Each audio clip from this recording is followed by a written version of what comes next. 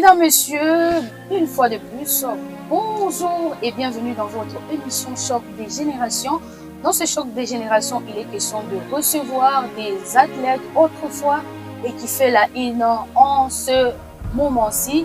Alors, je ne serai pas seule, je suis accompagnée d'une légende, d'une personne bien qui est à mes côtés, mais qui va plus en parler de lui-même dans ces Chocs des Générations. Encore une fois de plus, bonjour monsieur. Bonjour madame. Vous allez bien? Je me porte très bien. Ok, vous pouvez vous présenter au public vu que moi je vous connais déjà. Bien. Bonjour, moi c'est King Djibokolin, ancien handballeur.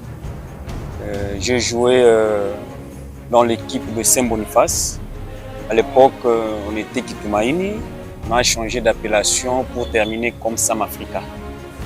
Et puis, j'ai commencé ma carrière il y a très longtemps, en 2001, comme junior chez Saint-Boniface. Puis j'ai laissé ma carrière en 2016 comme entraîneur.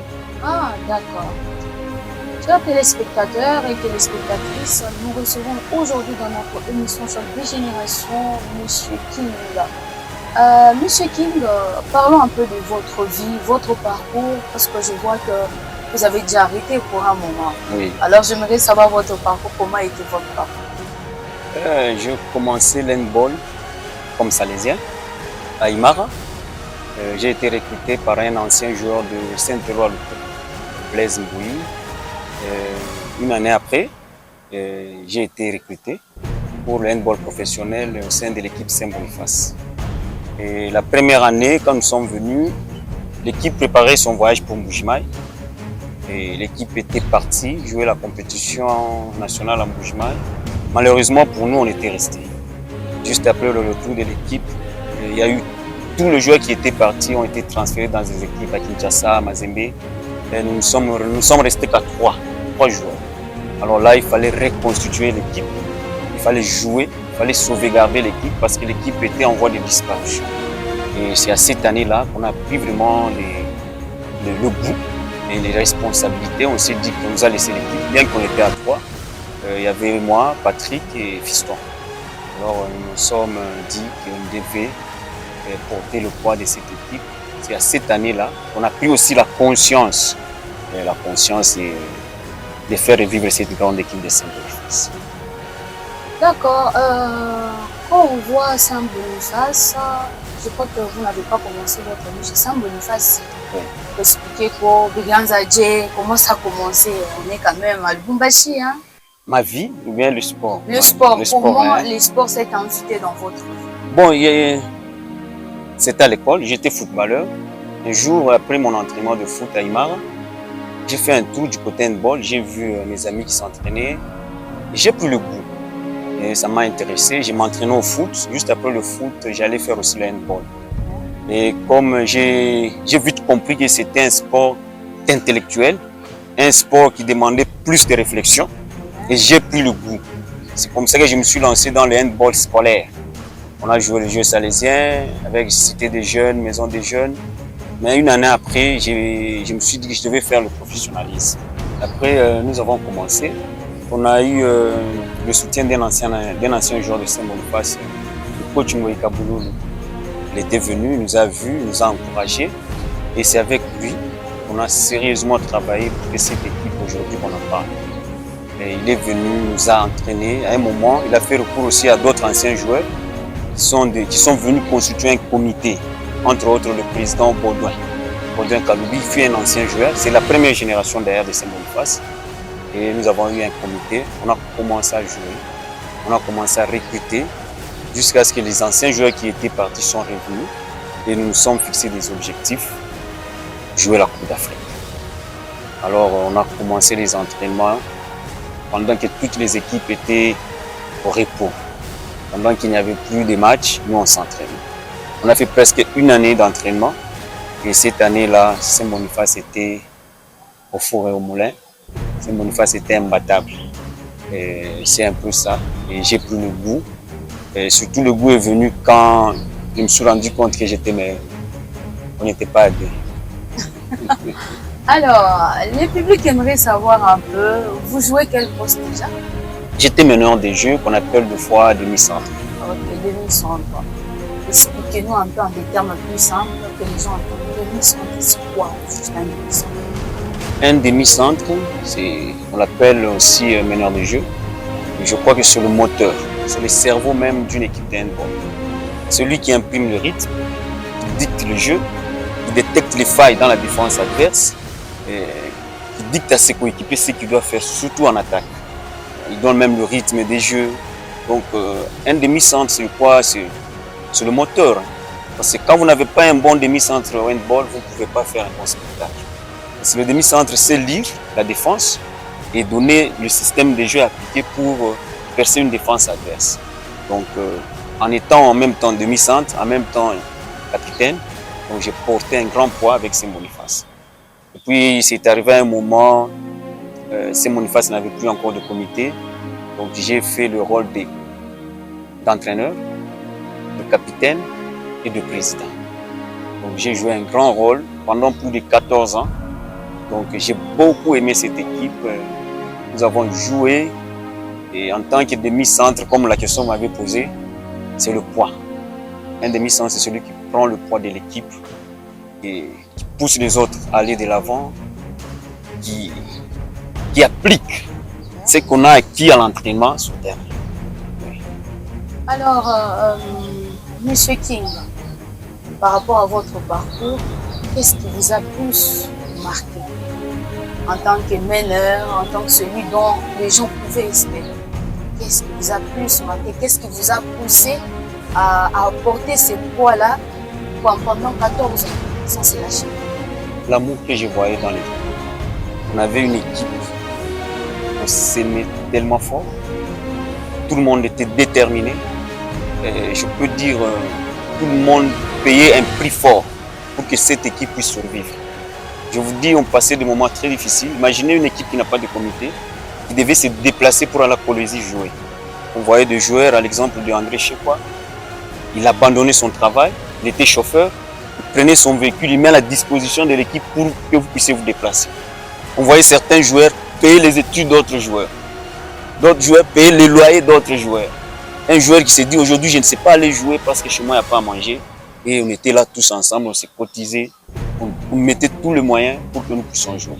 Imaginez, il arrivait le moment où nous devons payer la feuille de match, nous devons payer l'affiliation.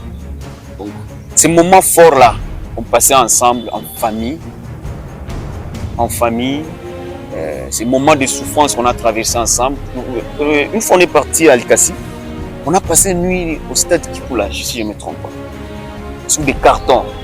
Vous voyez, cette passion-là, cette familiarité-là, c'est ce qui m'a fait que j'ai pris beaucoup de temps au niveau du handball. Et j'ai beaucoup aimé cette discipline. Parce que chez nous, à Saint-Boniface, ce n'est pas d'abord le handball, c'est d'abord la famille. Donc on a constitué une très grande famille où c'était vraiment difficile de se retirer. Donc on a vécu une grande partie de ma jeunesse, je l'ai passé dans cette équipe. Et cette équipe incarne même mon âme. D'accord. Monsieur King, une question qui me vient en tête. Une passion, un amour sincère, c'est ce qui a fait que vous puissiez avancer.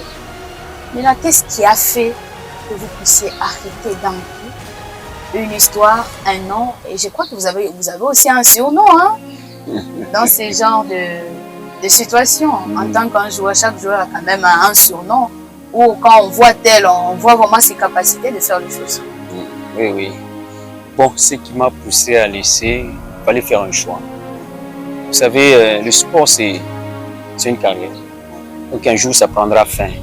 Je me suis posé plusieurs questions. Après le handball, qu'est-ce que je peux faire? Quelle sera ma vie?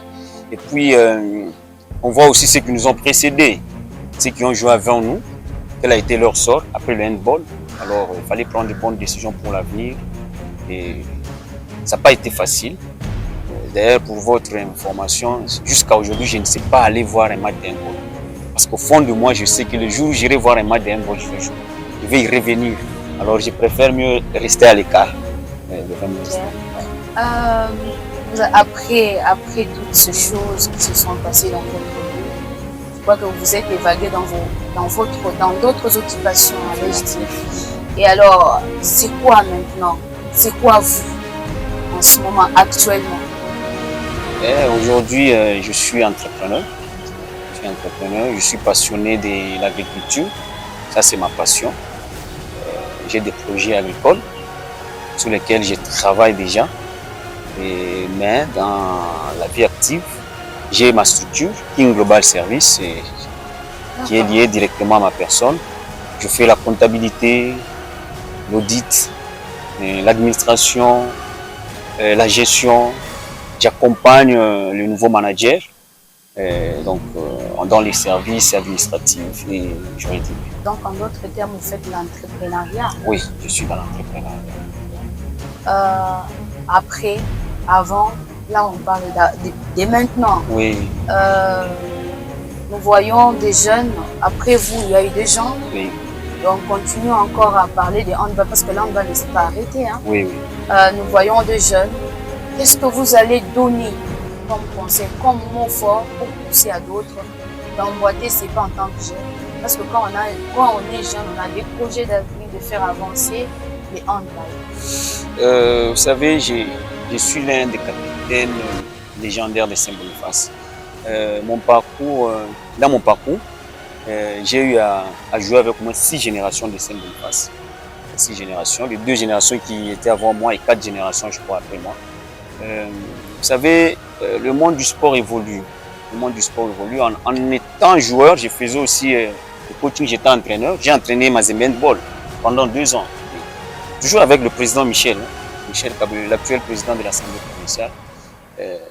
J'ai appris beaucoup de choses.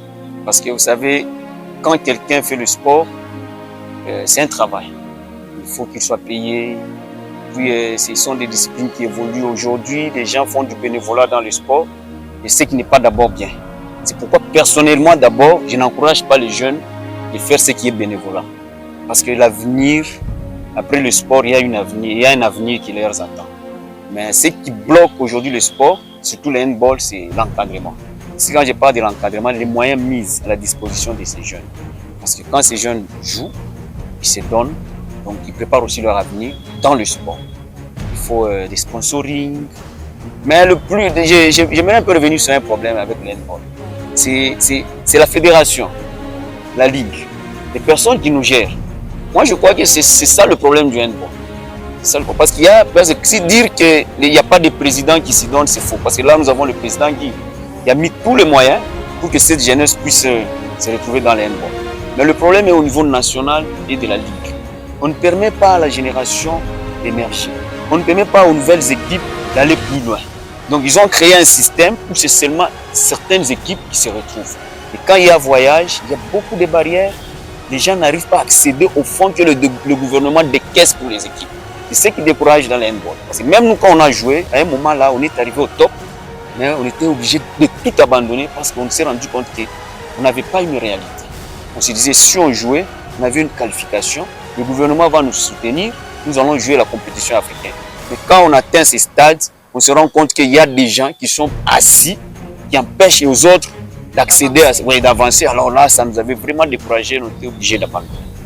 On s'est dit qu'on perdait du temps pour rien. D'accord, une histoire. Il y a une question qui me vient à l'esprit. Aujourd'hui, vous avez arrêté, vous pouvez avoir un projet de revenir. Quel est le projet saillant que vous pouvez amener comme en support, quelque chose de plus pour le handball? S'il arrivait que vous reveniez sur le sport. J'ai un grand projet pour le handball, c'est l'école du handball. Vous savez, le handball, beaucoup de gens croient que c'est une discipline des illettrés, mais c'est une discipline d'intellectuels. Parce que tout s'est fait dans 3 secondes. Le handball, tout s'est fait dans 3 secondes, donc il faut être intellectuellement fort, il faut être mentalement fort, il faut être bien entraîné pour être un bon joueur de handball. Moi, je dis toujours, tout bon joueur de handball, c'est quelqu'un de très intelligent. Parce que pour jouer un handball, il y a beaucoup de paramètres qui entrent en jeu. Il y a les couloirs qu'il faut respecter, il y a des mouvements, il y a le timing.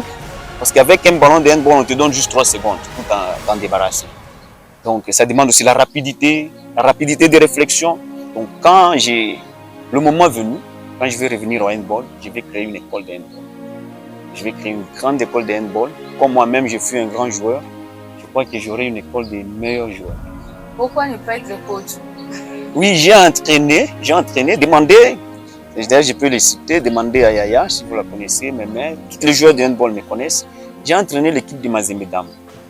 Quand j'ai pris cette équipe, demandez, il y a Da Silva, je ne sais pas si vous connaissez Da Silva, ce sont des jeunes que j'ai encadrés. Je crois que quand j'ai eu cette équipe, l'équipe de Mazembe a fait face à Mikishi, l'équipe de Mazembe a fait face à Nourou à l'époque. Donc, je suis un très bon entraîneur. D'ailleurs, on m'appelait Carteron. J'ai entraîné même Saint-Boniface. Mon équipe, j'ai entraîné Saint-Boniface. Donc, je suis un très bon entraîneur. Mais le problème est que les dirigeants se préoccupent plus des athlètes que des entraîneurs. Bien, ils ne payent pas bien, ils ne nous encadrent pas bien. Moi, j'ai été chez Mazembe, je l'ai dit, j'ai été obligé d'abandonner. J'ai été obligé d'abandonner parce qu'au lieu de se tirailler, je préférais juste me retirer et voir autre chose. La différence entre l'ancienne époque et l'actuelle époque, quelle différence y a-t-il? Parce que nous voyons l'entrée toujours gratuite dans des stades. Nous voyons aussi des kits qu'on appelle des kits de médicaments et autres qui ne sont pas vraiment à disposition de chaque équipe. Il y a certains qui en ont le moyen de s'en procurer, il y a d'autres qui n'en ont pas. Ils font face à plusieurs blessures et personne ne suit le coup. Madame Maloba, le handball est pris en otage. Il faut qu'on se le dise. Les gens, les joueurs, les athlètes, les présidents, les comités, il y a des gens qui aiment cette discipline. Il y a des gens qui sont prêts à tout donner pour cette discipline. Entre autres, je le dis toujours, le président Guy. Plusieurs fois, il est parti, mais il ne fait que revenir à cause de l'amour qu'il a pour le handball. Moi, quand il est revenu, je dis, pourquoi il est revenu? J'ai dit à un joueur, je me dis, pourquoi le président Guy est revenu? Il connaît bien les réalités de cette discipline. Moi, au finish, j'ai compris que c'est sa passion, c'est sa vie. Mais le problème est que le handball est pris en otage. Il y a des gens, il y a plus de 20 ans, 30 ans, toujours au niveau des fédérations, au niveau de la ligue, mais ils n'ont pas de vision. Tout évolue, tout évolue. Même les règles des jeux évoluent. Les dirigeants, même la façon de gérer le handball doit évoluer. Le problème en est que les gens ne travaillent pas à faire évoluer la chose. Ils ne voient que leur profit. Ils manipulent les autres. Imaginez quelqu'un qui joue, qui se blesse, il n'y a pas de traitement. Il n'y a pas de traitement. Mais ces gens-là payent. Ces gens-là donnent de leurs moyens pour pouvoir jouer. Mais la Ligue ne sait même pas mobiliser un médecin pour soigner ces gens-là. C'est déplorable. Ce qui est vrai, si le handball n'évolue pas, c'est parce qu'il y a un groupe de gens qui ont déjà pris ça en otage. Bon, c'est presque à la fin. Un mot de la fin pour tous ceux qui nous ont suivis de partout. Un mot de la fin, monsieur. Bon, le mot de la fin, premièrement, d'abord, je remercie mon président, le président Guy, pour tous les sacrifices qu'il est en train de faire pour cette génération. Et en particulier pour les jeunes de Saint-Boniface. Il est notre fierté. On ne pouvait pas imaginer aujourd'hui avec une équipe de Saint-Boniface à ce niveau. Pas sincèrement merci, mais en ce qui concerne tous les amoureux du handball, de continuer à porter le handball dans leur cœur. Le moment est venu, les détracteurs, les gens qui ont déjà pris cette discipline en otage, vont finir par céder.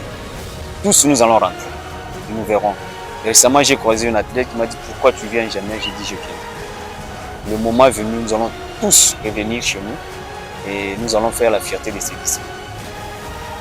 D'accord, mesdames, messieurs, c'est la fin de notre émission Choc de Génération. Ça a été un plaisir pour moi de recevoir une légende, M. King Paulin, qui, effectivement, que j'ai dit d'abord merci, madame, de nous accorder cette interview. Alors, mesdames, messieurs, c'est la fin, comme je le disais. Merci à tous de nous avoir suivis. Restez branchés pour de nouvelles solutions et aussi de nouveaux visages. Pourquoi pas d'avoir des informations sportives sur notre chaîne. Au revoir.